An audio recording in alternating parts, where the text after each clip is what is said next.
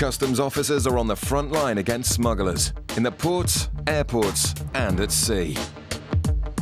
Coming up. In Dover, officers scan a truck full of chipboard and find a suspicious anomaly. Sneaky.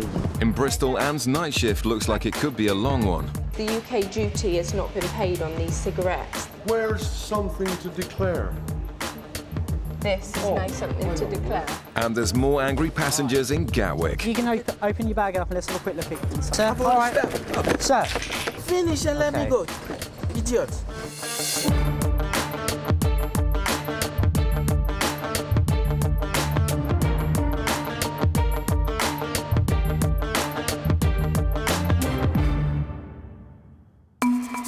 In Bristol, early morning flights are being targeted by customs officers, clamping down on passengers attempting to profit from cheap and illegal tobacco from outside the EU. Colleagues at the back are having a look, see if they can pick out any cigarettes or tobacco, possibly drugs as well. I'll stop whoever needs to be stopped. Yeah, we've got just the one bag. Is a black and grey, big, soft-sided full. OK, thank you. It's bag coming through now. Anne watches closely to identify the passenger, This guy with a white T-shirt. then waits for him to walk through the green channel. If he has cigarettes, it's at this point an offence has been committed. Are you aware of the allowances of what you are actually allowed to bring back from Turkey with regards to cigarettes and tobacco? No. OK. Did you purchase any tobacco, cigarettes, alcohol? Who are they for? Are they... For me and the wife. Right. I don't tell them. Yeah. And we just went by what they told us. They say they've been given false information in Turkey.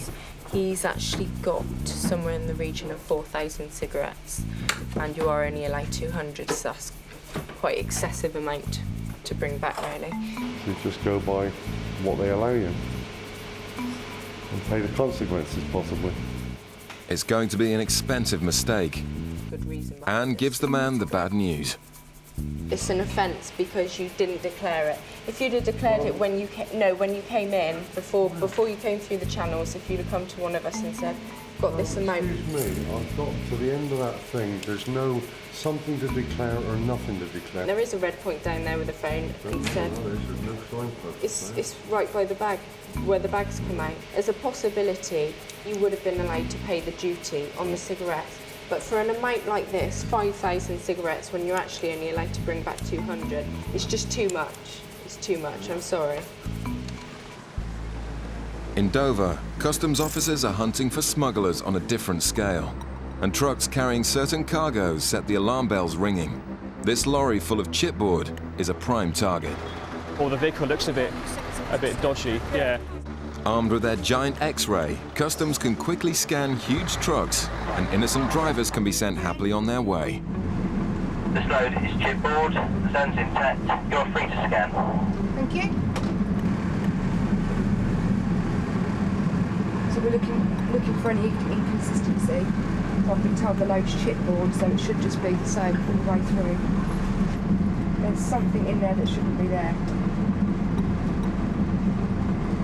This here, there's a shadow across the centre there. You can see the shadow even more there, right across the centre. The X-ray has picked up a large anomaly, which needs further investigation. Show up. Sneaky. OK, cool. OK. Thank you very much. It looks highly suspicious. So the truck will now need to be offloaded. It will take hours, meaning a long delay for the driver. Back in Bristol, the man who's had his cheap Turkish cigarettes seized by Anne isn't going quietly. After her 12-hour night shift, Anne's doing her best to keep calm. There's one rule for one person, one rule for a different person. One customs officer will allow one customs officer will allow something totally different. This is the kind of thing that puts small businesses out of business, and that is what they tried to stop. No, it isn't. It's getting the money from for the government. It's a large amount, and it wasn't declared before you came through the channels. You actually came through the channels without making... What channels you're talking about? This point down here, these that you walked through. Show me what you're talking about. The man doesn't have a leg to stand on, and Anne's patience is Right, being this is tested first to the of the limit. channel. I understand at this point there is not a green channel because there is construction work taking place. But everybody that wants to declare something should either speak to one of our officers that is stood here, or this red point here. There is a phone, and if you pick it up, you will be connected to a customs officer and you will need to declare what you have. This is a declaration. If you make this, we offer you to pay the duty. Unfortunately, you didn't do that. I had to stop you. I came from there. That, I walked over to here. Yes. I'm looking for my baggage. I come round here. I get my baggage. I look here. Nothing to declare. Arrivals from European Union. Whoosh.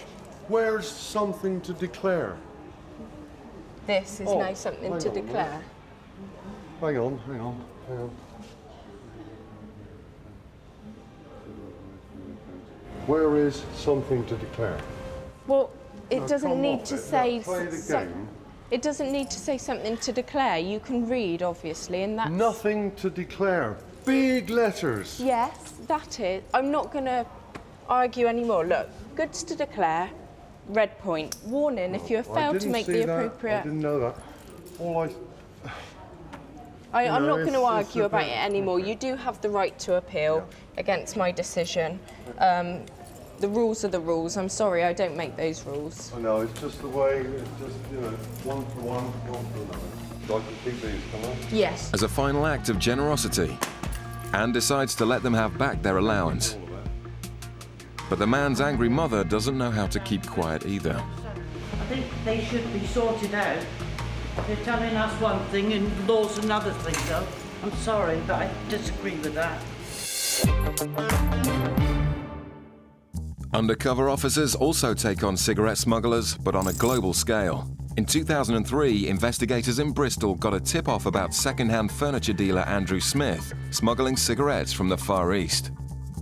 Smith's level of business in his income tax returns didn't reflect on the lifestyle he appeared to enjoy. He had a large house and a swimming pool. It was decided that we would mount a surveillance operation on Andrew Smith to identify his associates and to gather evidence to support a likely prosecution for cigarette smuggling. One of these associates was a gentleman in Birmingham called George Grassick.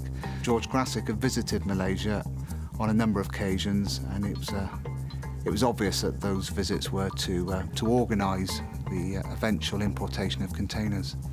The investigation uncovered an extremely well-organised criminal gang bringing in containers of cigarettes to Southampton container port. What they were actually doing was piggybacking containers of flat-pack bunk beds from Malaysia and China. The cigarettes were in identical boxes to the flat-pack bunk beds. The only difference was no bunk beds. During this surveillance, officers in Southampton x-rayed a container hiding over 2 million cigarettes. But to guarantee a conviction and ensure the maximum sentence, officers also wanted to prove that Smith was responsible for coordinating the importation, which meant proving links to the Far East. It was clear that in Operation Commute that Smith must have had contacts in the Far East. One person identified through the surveillance was a Malaysian national female. Smith and the woman were clearly unaware that they were the focus of a high-level surveillance operation. In July of 2003, officers surveilled Andrew Smith and the Malaysian female at Heathrow Airport. They surveilled the lady checking in for a flight to Malaysia.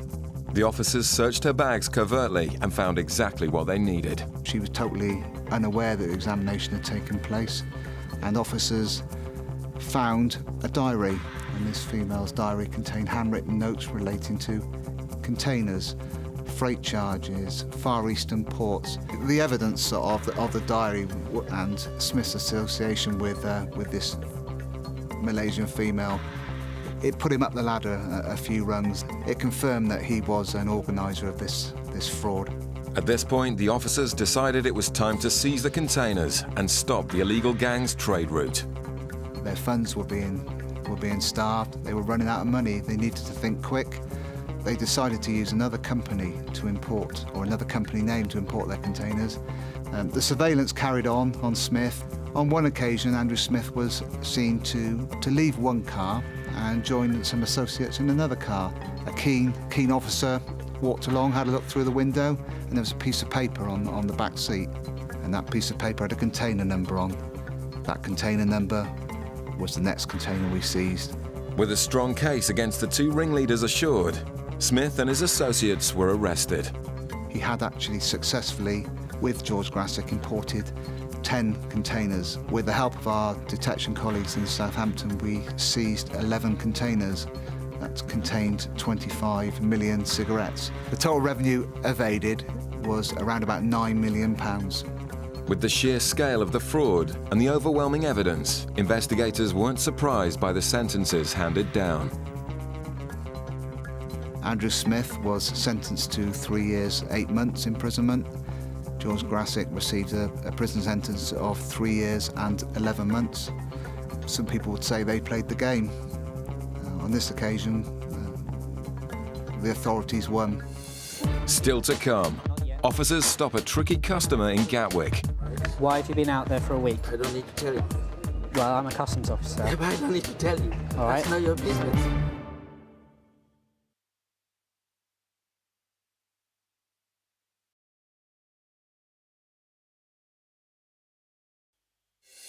Coming up, a passenger's playing up in Gatwick. And I haven't finished yet. Sir, let This go. is my document. You need to read my stuff.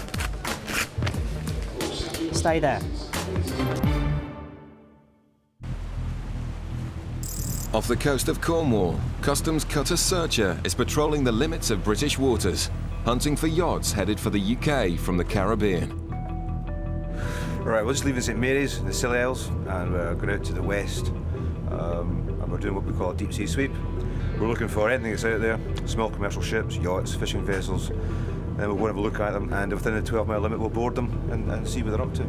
The Atlantic is increasingly dangerous at this time of year, but smugglers are prepared to risk their lives in the hope of sneaking drugs into the UK undetected. In territorial waters, we've got the power to board any vessel and ask people questions of where they've come from and search their vessels. Colin uses a powerful radar to scan the ocean for yachts. It tells us there's a target there, and that allows us to watch his course and speed, see where he's going, which direction he's going for a start. And then we'll go and actually have a look at him. It's nice to find things, because it gives the guys a buzz.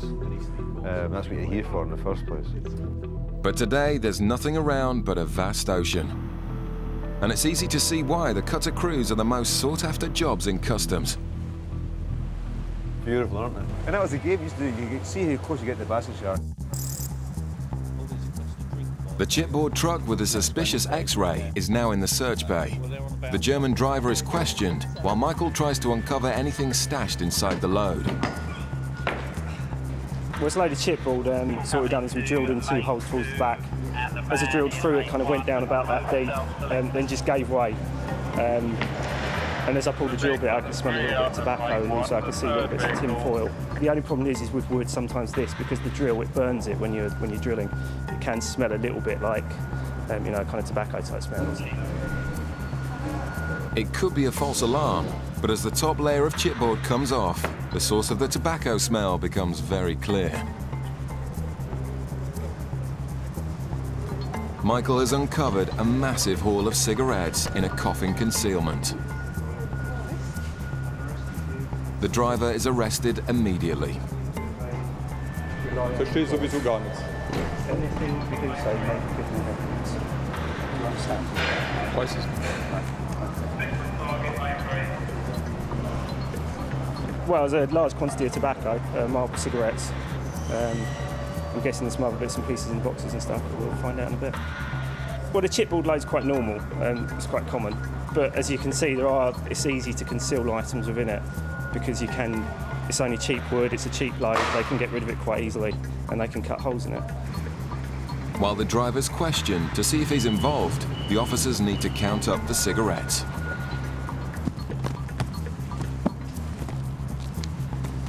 How much was it?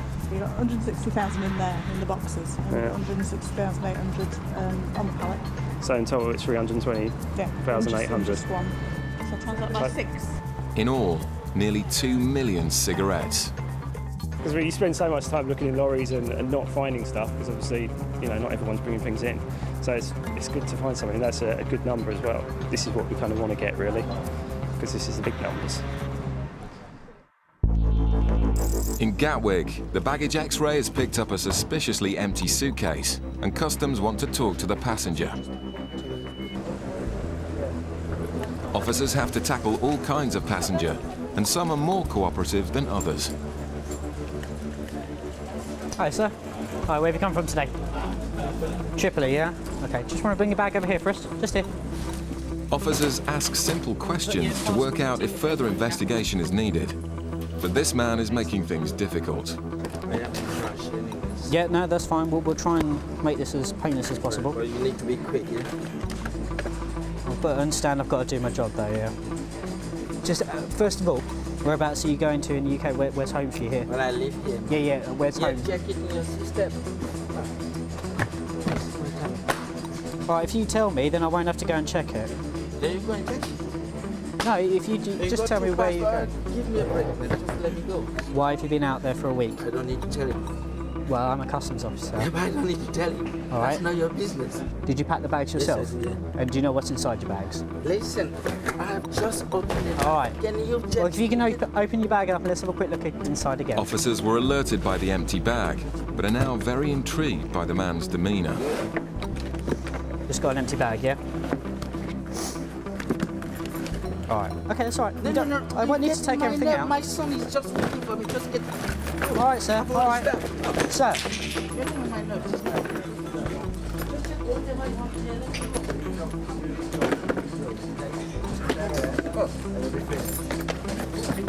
All right, you leave me to this, all right? And I'll finish, and then you can be on your way, all right? Just let me do my job. Finish and let me go, idiot. How much money have you got there? You can count it. It is your money. No, it's your money, so, Yeah, you tell me how much you got. What does that have to do with you? Sorry? What does that have to do with you? I just would like to know how much you've got there. I don't need to tell you. All right, fair enough. Imbecile. Unless the man starts to cooperate, this baggage search could take quite some time. Searchers' deep-sea sweep has so far been a washout. Well, I'm heading back in for St Mary's now. Unfortunately, there wasn't very much out there today at all. We've searched quite a big area, but all we've found is lots and lots of dolphins. But heading back in, the radar picks up a target. This is the target here, this chap here. The yacht appears to be coming from the Canaries, a frequent transit point for drugs from Africa and the Caribbean. In this neck of the woods, but mostly where those vessels come from into this area, I'd suspect that if there's anything there, it would be drugs. And it's possible it'd be quite well hidden on board the yacht as well. Officers boarding vessels at sea never know what they might face. The drugs trade is worth billions, and smugglers are willing to protect their goods with force. Smugglers also try hard not to stand out from the crowd, so even the most innocent-looking boat needs to be treated with suspicion.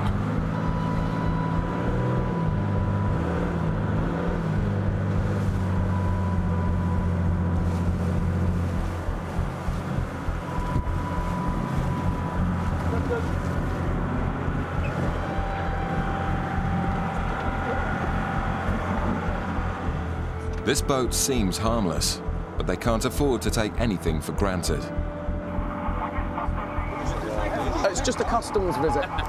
One of my colleagues is just going to have a quick look around. How many people are there on board in total? 4 of us. It's just the 4, is it? Nobody else down below? Just let my colleague have a quick look, come back to me and let me know, okay?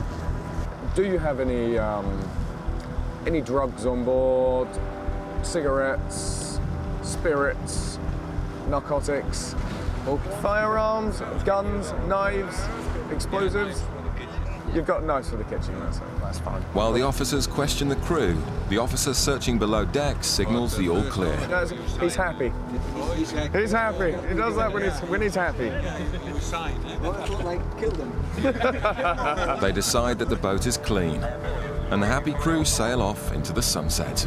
Yes, Ray, Billy. That's us just left the Dutch yacht.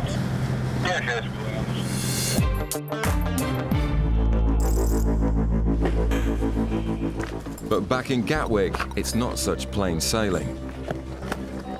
I haven't finished yet. It's all right. Sir, let This go. is my document. That's have nothing Yeah. to do with you. So I need to have a look at that. No. All right. This is my document. This is special. That's special, is it? Yeah. Right, I need to have a quick look. No. This is my document. That's special. Don't need to have a look at this. Anything you have in your baggage, sir, is liable for me to have a look at. All Yeah, right. but I need to read my stuff. Stay there. Stay there. The man's erratic behaviour is still causing concern. All right, you're not being very helpful, sir, are you? Just want to leave that stuff there a second. Some background checks reveal this isn't his first brush with the authorities. Yes, CRO September 6, violence, premises, Fits in. Yeah, NFA, no cooperative, so you're charged. All right. I'll go. To rule out any possibility the man's carrying drugs, they need to search him and swab his shoes. I've spoken to an independent senior officer, all right, and they've authorised a rub-down search of your person. What that mean? Just like a pat-down search like that, okay? What we'll do is, we'll take your stuff with you and we'll go to there's a private room just out there, all right? You got it? Out the back, the man continues to make things difficult. Yeah, just place it on the bed first. That's right, just place it on the bed and you can see it when it's done. I'd rather you just place it on the bed. Sir, please. You can search. I'd rather you just place it on the bed. You just do a swab of them. Thanks.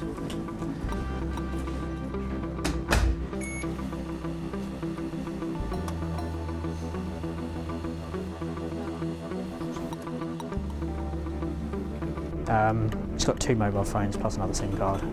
But again, nothing on the shoes, so there's no other reason to hold them. So, all right. In the end, it was all a lot of fuss about nothing. The smallest reason someone can just kick off, and he just threw his dummy out the pram and just chucked everything around, and that was about as much as he could do. You know in those first couple of seconds if it's going to be worth it or not. With him, and it's definitely worth taking further just to see what his story was really. The driver of the chipboard truck was released on bail, while investigations into who's responsible for the 2 million cigarettes continue.